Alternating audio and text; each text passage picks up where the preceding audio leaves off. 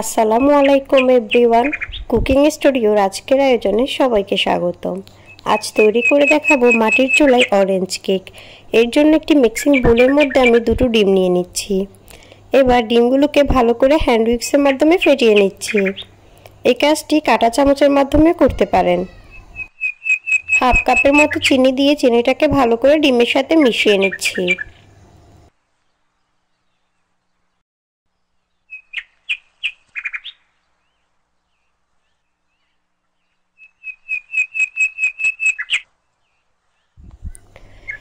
এখন ডিম চিনির মিশ্রণটাকে একটা সাইডে রেখে দিচ্ছি আর একটা মালটা নিয়ে নিচ্ছি। মালটাটাকে এভাবে কেটে রসটা নিয়ে নিচ্ছি। এখানে শুধু আমি একটা মালটারই রস ব্যবহার করব। এখানে চাইলে আপনারা কমলার রসটাও ব্যবহার করতে পারেন।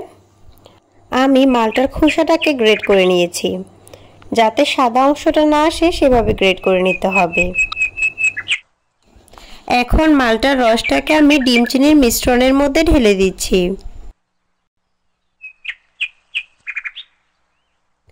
ডিম চিনির মিশ্রণের সাথে রসটাকেও একটু মিশিয়ে নিতে হবে। এই পর্যায়ে দিয়ে দিব গ্রেট করে রাখা মালটার খোসা বা কমলার খোসা। এখানে আমি 2 চা চামচ গ্রেট করা খোসা দিয়েছি।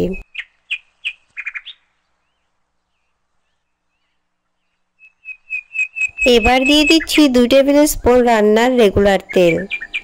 তেলটাকে দিয়ে আবারও একটু মিশিয়ে নিচ্ছি।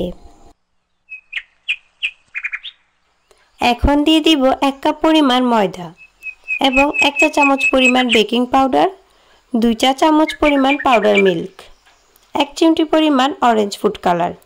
এটা অপশনাল, চাইলে নাও দিতে পারেন। এবার সবগুলো উপকরণ ভালো করে মিশিয়ে নিচ্ছি। ব্যাটারটা তৈরি হয়ে গিয়েছে। এখন একটা মোল্ডের মধ্যে আমি একটা কাগজকে কেটে বসিয়ে দিয়েছি। তার মধ্যে একটু তেল ব্রাশ করে নিচ্ছি। এখন মোল্ডের মধ্যে ব্যাটারটাকে ঢেলে দিচ্ছি। এবার আমি একটা হাঁড়ির মধ্যে কিছু বালি দিয়ে তার উপর একটি স্ট্যান্ড বসিয়ে দিয়েছি। স্ট্যান্ডটার উপর আমি মোল্ডটাকে বসিয়ে দিয়ে চুলাতে বসিয়ে দিয়েছি।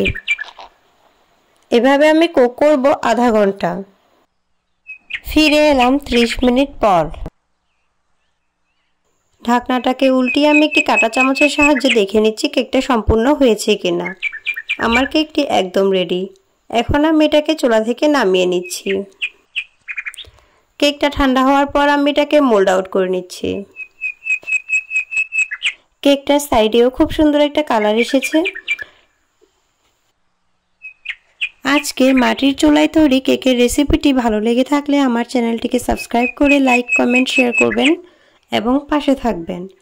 আজ এই পর্যন্ত। সবাই খুব বেশি ভালো থাকবেন, সুস্থ থাকবেন। আল্লাহ হাফেজ।